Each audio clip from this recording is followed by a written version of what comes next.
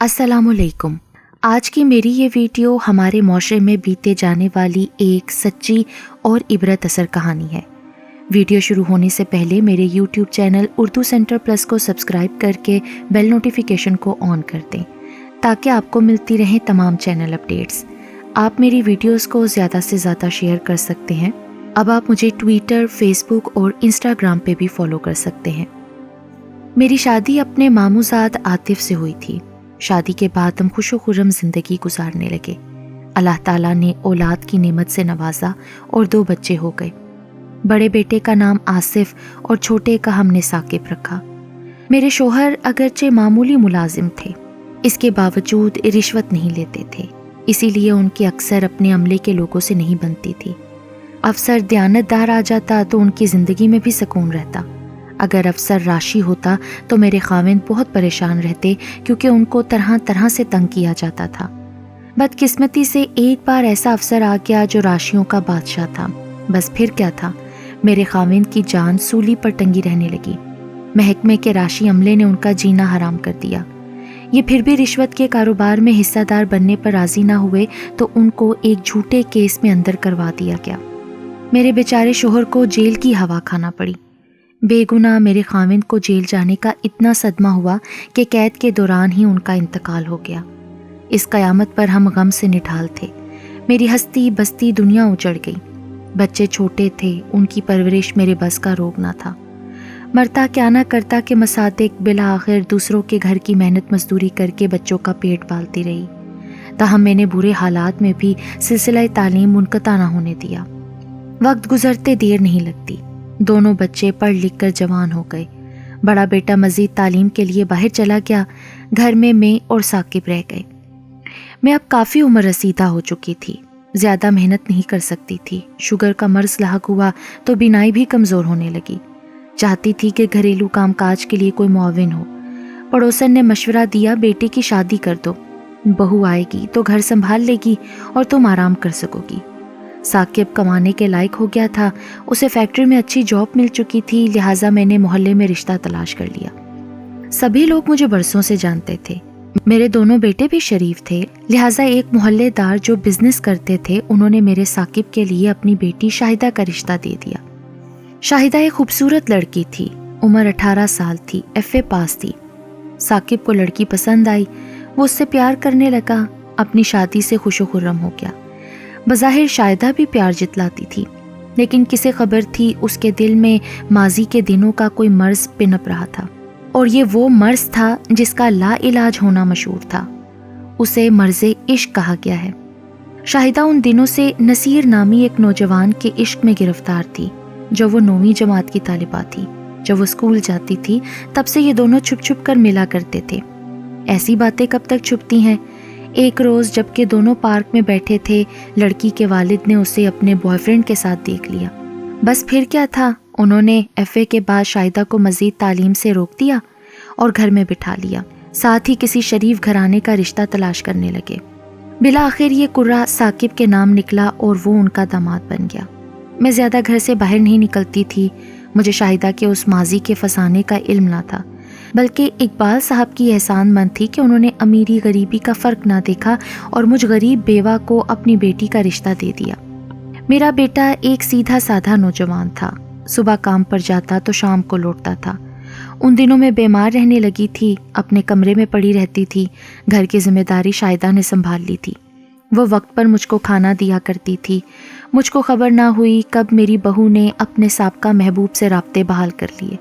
میں اپنے کمرے میں ہوتی، وہ نصیر کو گھر پر بلا لیتی تھی، کیونکہ اس سے زیادہ محفوظ جگہ اور کوئی نہ تھی دونوں کی ملاقات کے لیے۔ ہمارا گھر محلے سے ذرا ہٹ کر تھا، یہ محلے کا آخری مکان تھا، سامنے اور مکانات نہ تھے، میدان سا تھا۔ میدان کے اختتام پر ایک کھوکھا تھا جہاں بچوں کی ٹافیاں، بسکٹ، چھوٹی چھوٹی چیزیں ملتی تھیں۔ کھوکے والے کا نام اشفاق تھا۔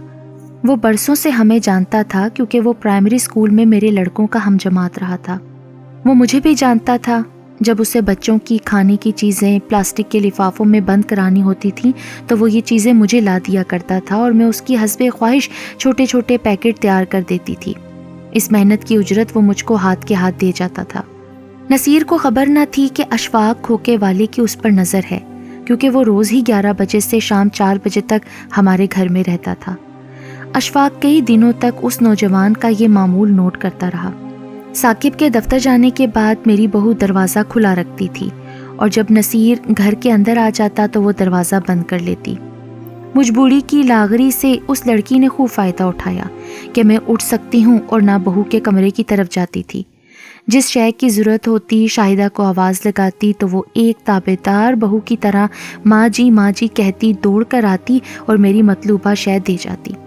میں تو دل میں بہت خوش تھی کہ اللہ نے ایسی تابع دار بہو مجھے دی ہے، خدا ایسی بہو سبھی کو دے۔ میں یہی دعائیں کرتی تھی۔ کیا خبر تھی کہ یہ تابع داری ایسی ہی نہیں ہے، اس کے پیچھے کوئی کہانی چل رہی ہے۔ جب اشفاق کو شک ہوا تو اس نے کئی روز تک اس امر کا مشاہدہ کیا کہ کب کب یہ نوجوان ثاقب کے گھر آتا ہے۔ ایک روز اس نے ثاقب کو اس وقت آگاہ کیا جب وہ اس کے کھوکے سے ماچس لینے آیا۔ ثاقب سوچ میں پڑ گیا۔ اس کی سمجھ میں نہ آتا تھا کہ ایسا کون سا رشتہ دار ہو سکتا ہے جو روزانہ اس کی غیر موجودگی میں اس کی بیوی سے ملنے آتا ہے، جس کا ذکر نہ ماں نے کیا اور نہ کبھی شاہدہ نے۔ اشفاق نے کہا، کوئی قدم اٹھانے سے پہلے اس معاملے کی تصدیق کر لو، پھر کوئی فیصلہ کرنا۔ ثاقب ٹھنڈے دماغ کا تھا، لہٰذا میرے بیٹے نے اس بات کا کسی سے ذکر نہ کیا۔ البتہ ایک دن وہ اشفاق کے فون کرنے پر دن 12 بجے گھر آ گیا۔ اس نے دروازہ بجایا۔ شاہدہ نے پوچھا، کون؟ ثاقب نے کہا، میں ہوں، دروازہ کھولو۔ شاہدہ اس کی اچانک آمد سے گھبرا گئی۔ اس نے دروازہ کھولنے میں تھوڑی سی تاخیر کی کیونکہ اسے نصیر کو گھر سے نکالنا تھا۔ گھر سے باہر جانے کا کوئی دوسرا راستہ نہ تھا، البتہ صحن کی پچھلی دیوار زیادہ بلند نہ تھی۔ وہاں ایک چارپائی رکھی تھی جس پر چڑھ کر نصیر باہر پچھلی جانب کو کود گیا۔ شاہدہ نے جب دروازہ کھولا تو ثاقب نے کہا، دروازہ کھولنے میں تم نے اتنی دیر کیوں لگائی؟ وہ بولی، اصل میں سر پر دوپٹہ نہ تھا، دوپٹہ ڈھونڈ رہی تھی۔ یہ ایک لنگڑا بہانہ تھا۔ ثاقب چپ ہو گیا، تاہم میرے بیٹے نے مجھ سے پوچھا، اماں گھر میں کوئی آیا تھا؟ میں نے کسی کی آہٹ یا آواز نہیں سنی بیٹا، اپنے کمرے میں پڑی رہتی ہوں، مجھے خبر نہیں، شاہدہ سے پوچھو۔ شاہدہ نے کہا، کوئی نہیں آیا، تم کو کیا وہم ہوا ہے؟ ثاقب نے گھوم پھر کر سارے گھر میں دیکھا، کوئی ہوتا تو نظر آتا۔ پھر اس کی نظر دیوار کے ساتھ کھڑی چارپائی پر پڑی۔ وہ ادھر گیا تاکہ کسی کے نقش پا کو تلاش کر سکے۔ وہاں ایک مردانہ چپل اسے پڑی نظر آئی۔ دیوار پھلانگتے وقت ایک پاؤں سے چپل نکل کر وہاں گر گئی تھی۔ ثاقب نے وہ چپل اٹھا کر بیوی کو دکھائی اور بولا، یہ کیا ہے؟ یہ کس کی چپل ہے اور کیسے یہاں گری ہے؟ وہ رونے لگی، تم کیوں مجھ پر بہتان دھرتے ہو؟ یہاں کوئی نہیں آیا۔ کیا خبر باہر سے کسی شرارتی لڑکے نے یہ چپل اچھال کر ادھر گرا دی ہو؟ یہ کسی ایسے شخص کی چپل ہے جو چوری چھپے تم سے ملنے گھر آتا ہے اور اس وقت جب میں گھر نہیں ہوتا۔ بولو، یہی بات ہے نا؟ آج میں جلدی آ گیا تو وہ ادھر سے کود کر باہر نکلا۔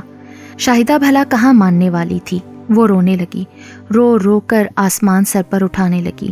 ثاقب نے اسے کچھ نہ کہا اور چپل لے کر وہ اس کے والد کے پاس چلا گیا اور تمام رودات جا کر انہیں کہہ سنائی۔ وہ میرے بیٹے کے ہمراہ ہی آ گئے اور شاہدہ سے پوچھ گچھ کی۔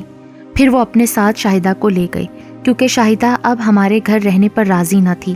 وہ کہتی تھی کہ ثاقب نے ناحق مجھ پر الزام لگایا ہے، میں اب اس کے ساتھ نہ رہوں گی۔ کچھ دن خاموشی رہی۔ ثاقب بہت پریشان تھا۔ بالآخر وہ سسر کے گھر گیا تاکہ معاملے کو کسی نہج پر حل کیا جا سکے۔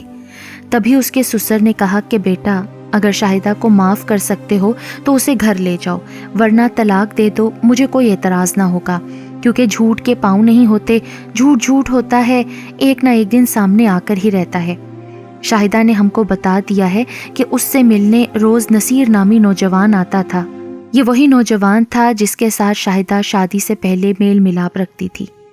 ہم نے شاہدہ کی شادی کر دی اور یہی سمجھے کہ اب اپنے شوہر کی محبت میں وہ کبھی کوئی ایسی حرکت نہیں کرے گی، لیکن شاہدہ پھر بھی باز نہیں آئی۔ تم اس کو ساتھ لے گئے اور وہ شخص دوبارہ آ گیا تو پھر کیا ہوگا؟ اسی خوف سے میں لرز رہا ہوں۔ عورت عقل کی اندھی ہوتی ہے۔ شاہدہ اس امر کی سنگینی کو سمجھتی نہیں، مگر میں سمجھتا ہوں۔ شاہدہ ابھی تک اپنے کیے پر نادم نہیں ہے۔ وہ ہم کو ہی مورد الزام ٹھہرا رہی ہے کہ ہم نے کیوں اس کی شادی اس کی مرضی کے خلاف کر دی، جبکہ وہ نصیر نامی لڑکے سے شادی کی خواہش مند تھی۔ آئندہ کا سوچ کر ہم نے بیٹا تمہیں صاف صاف آگاہ کر دیا ہے۔ اب فیصلہ تمہارے اپنے ہاتھ میں ہے۔ میرے بیٹے نے اقبال صاحب کو جواب دیا کہ میں شریف آدمی ضرور ہوں لیکن بغیرت نہیں ہوں، اس لیے میں آپ کی بیٹی کو آزاد کرتا ہوں، چاہے تو اس کی شادی آپ اسی نصیر نامی شخص سے کرا دیجیے گا جس سے یہ روز ملتی رہی ہے، نہ جانے یہ میرے گھر میں اس کے ساتھ کیا کیا کرتی رہی ہوگی۔ ایسا نہ ہو کل کلاں پھر کوئی ایسی بات ہو اور میں طیش میں آ کر کسی کی جان لے لوں۔ تو بہتر یہی ہے کہ شاہدہ اگر مجھ سے جان چھڑانا چاہتی ہے تو طلاق لے لے اور پھر جہاں اس کا دل چاہے شادی کر لے۔ شاہدہ نے کہا کہ ہاں، میں تم سے طلاق لینا چاہتی ہوں، اب میرا تمہارے ساتھ کوئی گزارا نہیں ہوگا۔ یوں میرے بیٹے نے شاہدہ کے والد کے گھر میں ہی اپنی بیوی کو طلاق دے دی۔ آج تمام محلے والے یہ کہتے ہیں کہ ہم تو فخر النساء کو اور اس کے بیٹوں کو شریف سمجھتے تھے، لیکن یہ تو چھپے رستم نکلے، خواہ مخواہ اور ناحق بے قصور شاہدہ کو طلاق دے دی۔ اللہ ہی ان کو سمجھے، کسی کی بیٹی کی زندگی برباد کر دی اس نے۔ اصل کہانی ہم کسی کو بتاتے نہیں کہ شاہدہ کے والد کی شرافت کا پاس ہے، تبھی لوگ ہم ہی کو غلط کہتے ہیں۔ اب بتائیے قصوروار کون، ہم ہیں کہ شاہدہ؟ طلاق یافتہ عورت کو مظلوم مانا جاتا ہے، لیکن کبھی کبھی لڑکی خود اپنی بربادی کی ذمہ دار ہوتی ہے۔